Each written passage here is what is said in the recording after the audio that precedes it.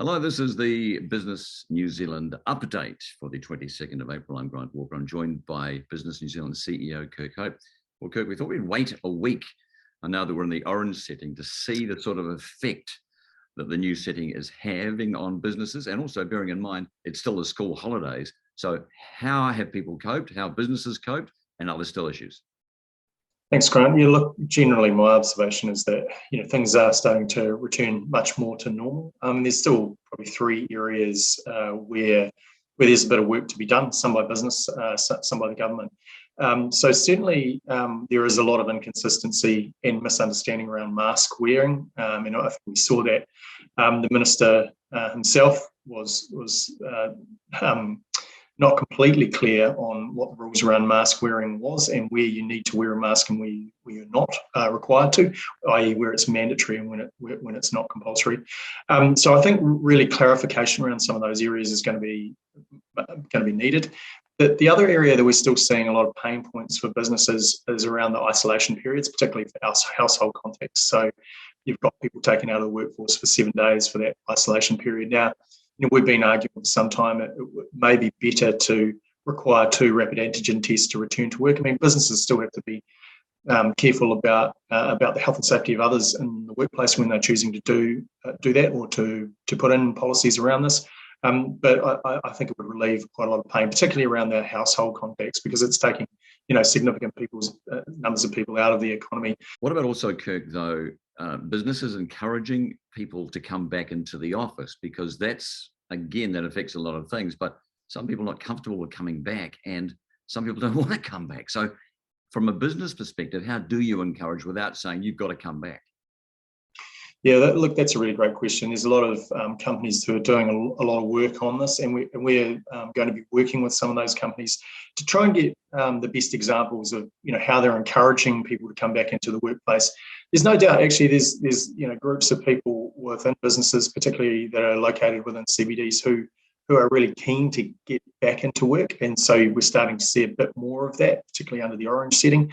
But as you say, what are the kind of key things that businesses can do to encourage people to come back into the workplaces?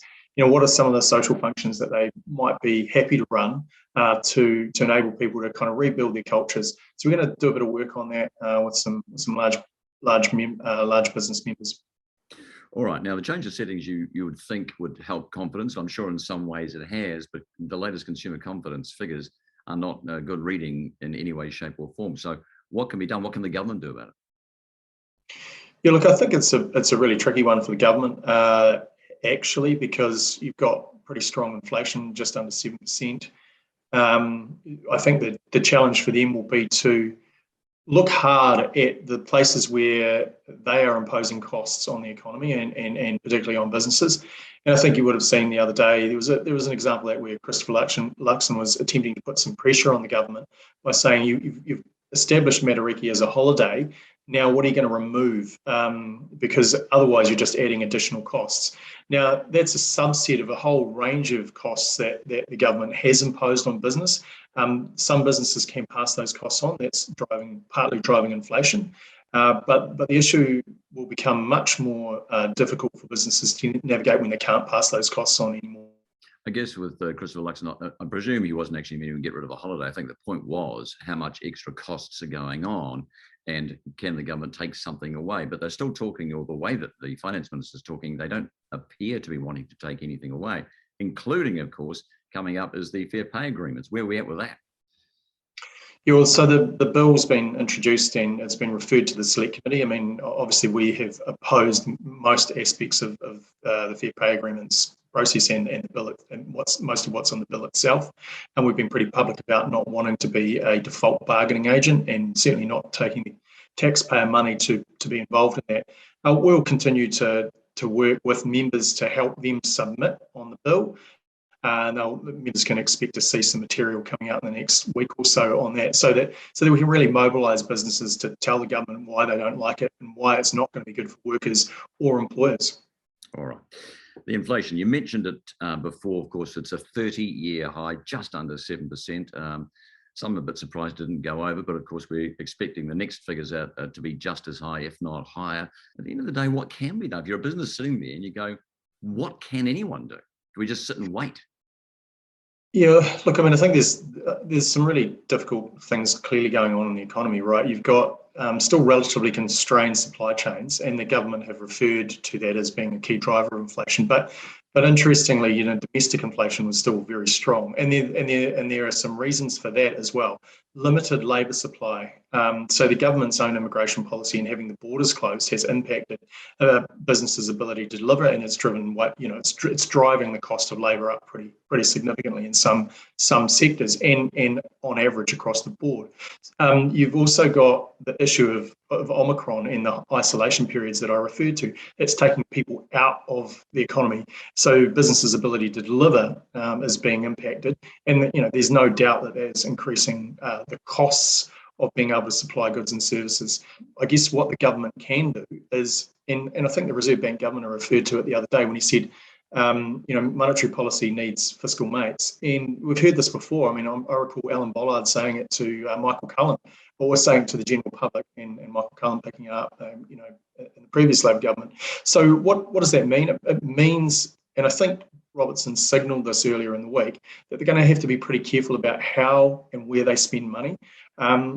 There is a big infrastructure gap in New Zealand, so the government's quite right to put money into that, but they're going to need the labour supply to deliver that. And it's been probably a bugbear and a challenge for this government in terms of their ability to deliver stuff. So if they're going to put money into it, they're going to need to make sure that the labour supply is available. That means that they're going to have to be very clear about their immigration policy. That's something that we've been pushing them on for some time, and we hope to hear something about what the immigration rebalance is and isn't in the near future.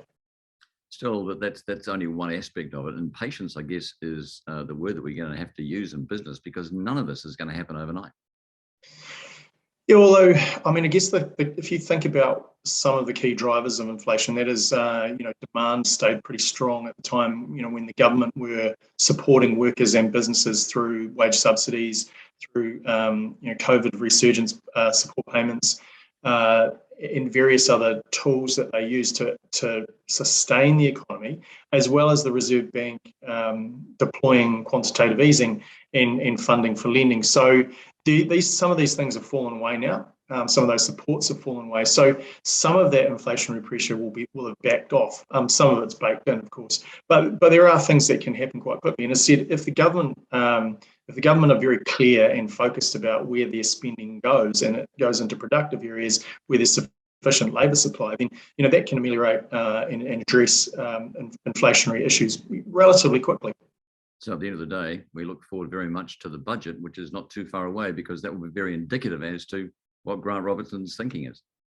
Yeah, I mean, I think you've already seen a kind of a signalling from him, as I said, about the level of debt that the government will be willing to incur.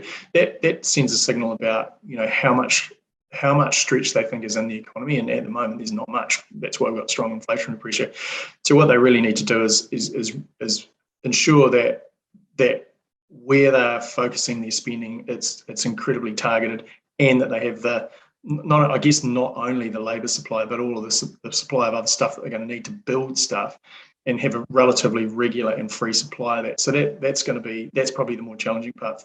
Those international supply chains are long term. Kirk, do appreciate it. Talk again soon. Thank you.